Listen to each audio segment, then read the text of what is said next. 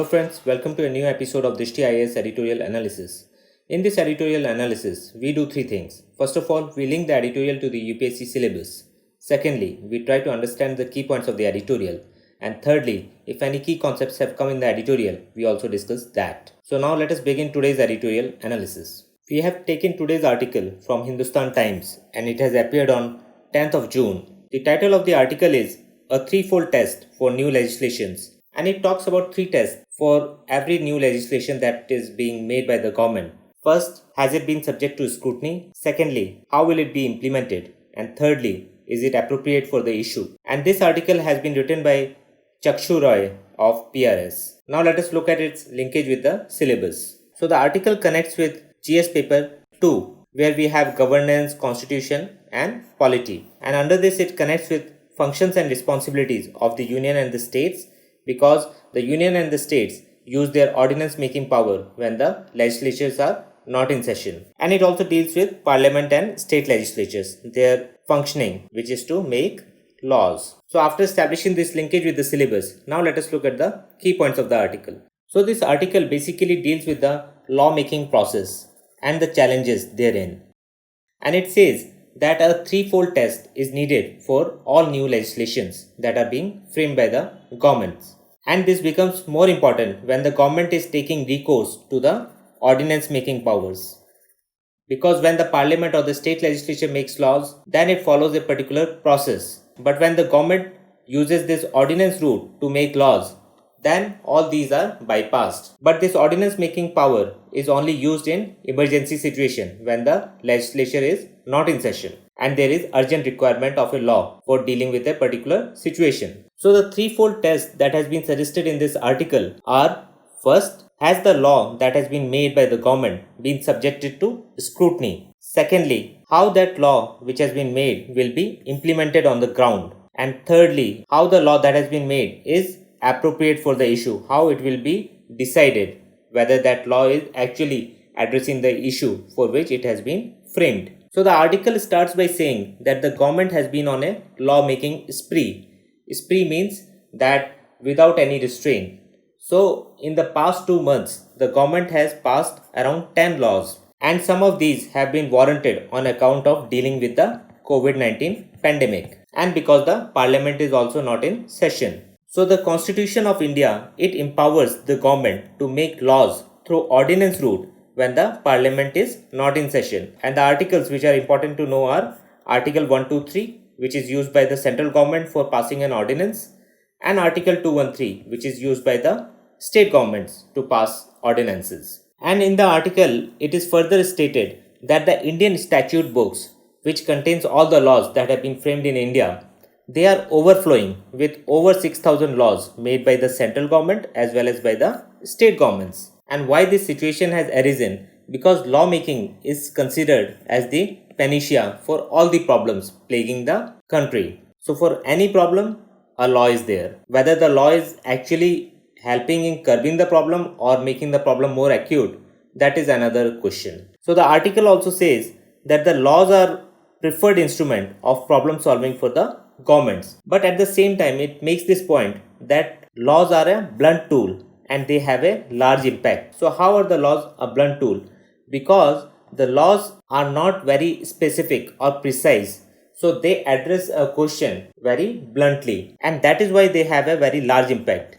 So that needs to be considered, and that is why a very careful scrutiny of the laws is essential for making the laws effective. And because laws have become the preferred instrument of the government for problem solving, it raises three important questions. The first one is about scrutiny of the law. How the law is being made. What is the process through which the law is being framed by the legislature or by the government when it is using the ordinance route. So how it has been made is the very first question. Second question is about the implementation of the law on the ground. How it is getting implemented. Whether it is leading to the desired impact or not. The third important question is appropriateness of the law for the issue for which it has been framed. So whether it needs changes or revision, that also needs to be considered. Now let us look at all these questions one by one as have been discussed in the article. So the first question deals with how well these laws are made. or what is the scrutiny of these laws that are being passed by the government. And it says that effective laws are the outcome of a robust lawmaking process. So if the lawmaking process is strong, there are good checks and balances in the lawmaking process, then the law will become more effective. And when the parliament passes any law or the state legislature passes any law, so there is the system of committees through which scrutiny is undertaken, and it makes sure that all the concerns regarding the law to be framed are addressed at the right place. But the article says that in case of ordinances, these are rarely sent to a parliamentary committee for examination, even after the parliament assembles again for a session. And the article makes a very valid point that ordinances are passed to tackle urgent situations. A kind of emergency is there and the parliament or state legislature is not in session and it needs to be addressed by passing a law, then the ordinance route is used. So by their very nature, these ordinances and these laws, they need to be scrutinized carefully and in a timely manner. But this is not a practice, and the article raises a question on this. And it also says that through ordinances, most of the times new laws are being made or significant changes to existing laws are being done, and both of these cases warrant a careful scrutiny, which is at times lacking, and this needs to be ensured. Now let us look at the second issue. The second question that the article raises is whether these laws accomplish their intended purpose. So sometimes the purpose of a law is something, but it is not able to achieve that. And there is an example given in the article that the Interstate Migrant Workmen Act 1979, it was meant to help the migrant workers. And in this very act, this has been stated that the labor laws have not been effective in dealing with the issues faced by the migrant workers. So this law is needed. And this shows that even when the laws have been passed, they are in the statute books, but they are not effective on the ground. They are not leading to the desired end results. And same has been the case with the law to eliminate manual scavenging. When it was passed, it also stated that a similar law which had been passed 20 years back, it has not been able to eliminate the practice of manual scavenging. So the article says that both these laws admitted that existing laws had not been effective in dealing with the situation, and therefore making a law is no guarantee that it will solve a problem. And this has to be noted by the government that just by making a law or passing a law, the problem doesn't end. And this happens because there is no regular check to ensure that a law is working well on the ground level, and whether the law that has been framed needs to be revised in the light of the feedback received from the ground level. And in 2019, in a public lecture, the Vice President of India, Shri Venkaiah Naidu ji, he also spoke about the importance of post-legislative impact assessment of laws. So this is a very important term and a useful term to use in your mains answer writing. That what is required is a post-legislative impact assessment of the laws. And what it will do, so whenever a law is framed and passed by a legislative body, then things will not stop there. There will be an assessment of the impact of that law after the lawmaking process. And through that, it can be seen whether that law needs to be revised in the light of the feedback or some modification changes needs to be done, or whether the law needs to be scrapped altogether. So this kind of assessment is very important. And right now, a committee headed by Shri Bhupender Yadav is examining how the evaluation of laws can be done to measure their impact.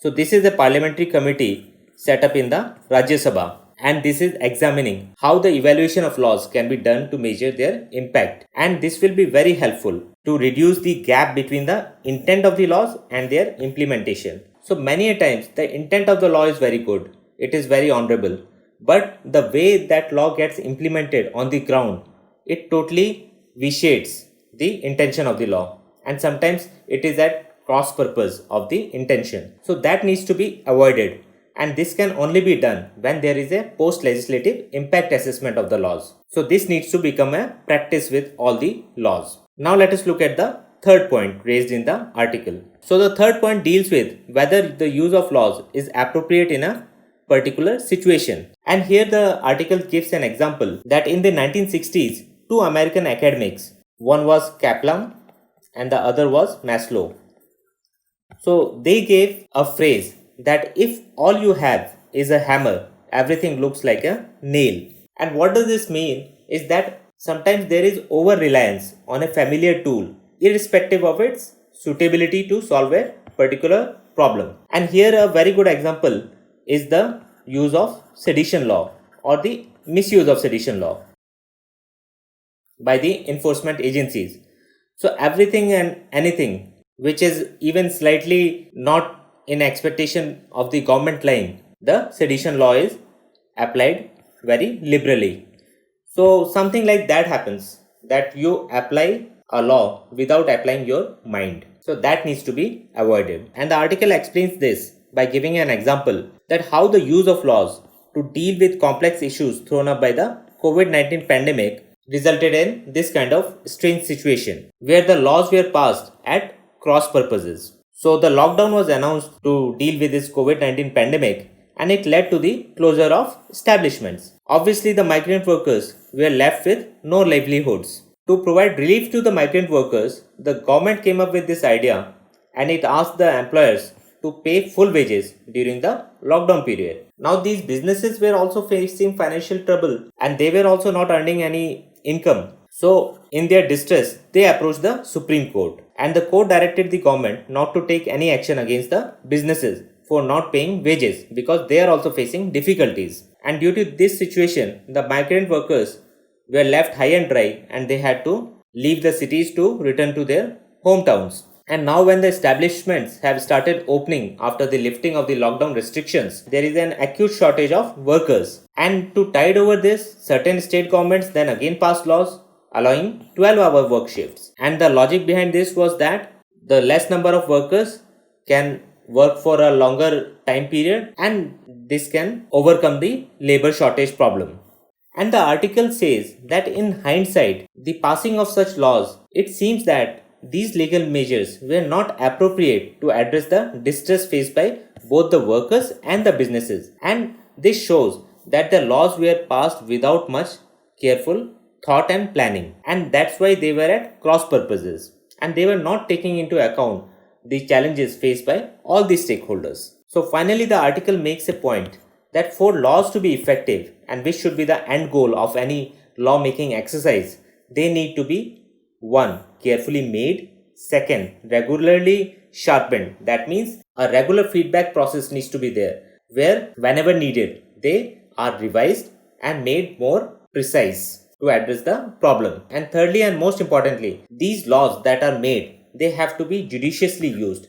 It should not be a one-size-fits-all approach all the time, that you make one law and apply it without giving it a thought whether that law is actually going to help in the process or not. So that should not be done. So carefully made laws, regularly revised and judiciously used. This needs to be the mantra for lawmaking. So this was in the key points of the article. Now let us look at the key concepts. So in key concepts today, let us look at the process of lawmaking in parliament, and this is very important topic in polity. So ordinary bills in parliament, they have to go through 5 stages. The very first stage is called first reading and it involves the introduction of the bill in the house and its publication in the Gazette of India. So when the bill is introduced and published in the Gazette of India, it counts as the first reading of the bill. The second reading is the general discussion stage and it involves discussion on the principles and provisions of the bill, but the details of the bill are not discussed. And after this stage, the bill is generally referred to a select committee of the house or a joint committee.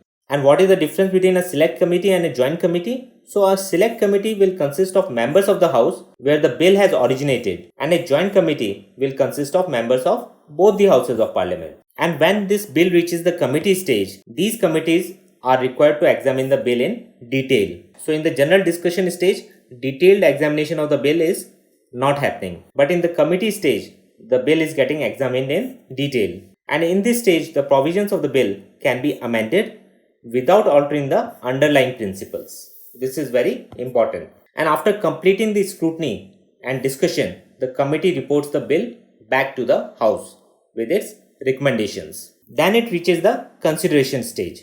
The house considers the provisions of the bill clause by clause, and each clause is discussed and voted upon separately. This leads us to the third reading of the bill. And here the debate is confined to either accepting or rejecting the bill.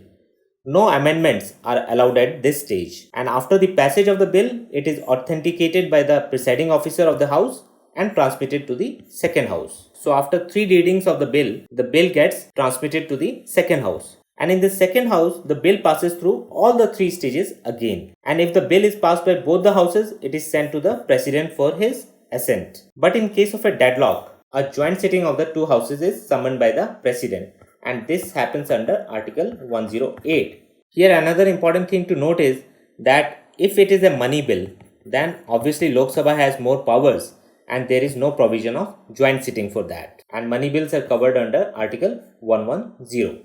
Now, assent of the President. So when the bill is sent to the President, there are 3 options available with the President. He gives assent to the bill, then it becomes an act. He withholds assent to the bill, or he can return the bill for reconsideration of the houses. And if the President gives his assent to the bill becomes an act. So this is how a bill is passed in the Parliament, and the same process is done in the state legislatures as well. So now let us look at the questions that can be asked in PT and mains related to this article.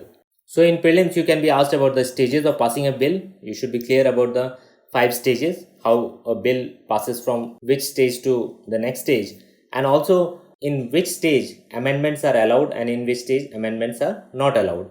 So these kind of technicalities one should be very clear. Then one should be also aware about the joint sitting provisions. These are available only for ordinary bills, and in which cases these are not allowed. So if a amendment bill is there, joint sitting is not allowed. If a money bill is there, joint sitting is not allowed. So these kind of things one should be knowing. Also about the veto powers of the President. If a bill is presented to the President, what are the options available to him? So this is also important. Then also you should be knowing about the parliamentary committees, their composition. If it's a joint committee, select committee, standing committees. So that all you should be knowing, and how the chairperson is appointed and so on. And also about the ordinance making powers of the center and the state governments.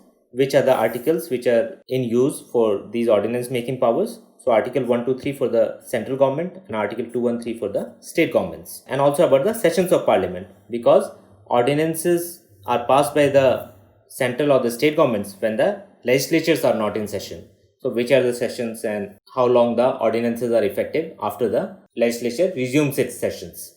So these kind of issues one should be very clear, and they are asked very frequently in the prelims. When we talk about mains, a question can be asked on ordinance making powers, the use and abuse of these powers. So you should be knowing about the pros of it and also about its cons.